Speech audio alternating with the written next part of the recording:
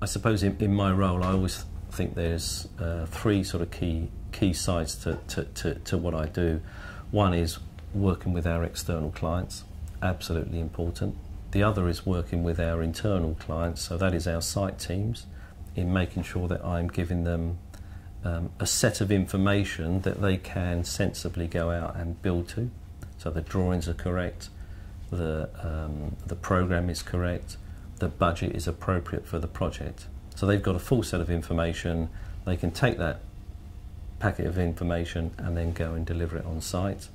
But also in the other side is working with my own team, making sure that they are motivated, they're being given the appropriate guidance, they've got the right resources to be able to do what we need them to do. You know, it's no good expecting a Rolls-Royce if you're not giving them the tools or the resources to be able to build the Rolls-Royce. And I think my operational background and general construction experience has then given me the ability to be able to bring a different dynamic to pre-construction. Knowing the operational issues that have gone on in the past and things that have maybe gone right and gone wrong on our sites, I'm able to bring that back into the earlier stages so that we make sure that as we send projects out to site and secure them, they are completely de-risked and they go right, not wrong. You know, the way Willmott Dixon is structured with its sort of, you know, housing divisions, construction divisions, partnership divisions, there are various opportunities that if you wanted to move into in construction, in terms of, you could do that. In my case, I've been looking after some works that we were doing at Gatwick Airport and Heathrow.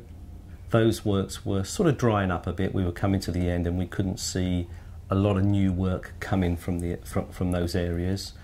So I got involved with some of our more challenging tenders in helping the pre-construction team as an operational member at that stage. Yes. But that then grew, and as I mentioned, there was then a change in our directorship. That created a space. The person who was the pre-construction manager moved up to be the pre-construction director.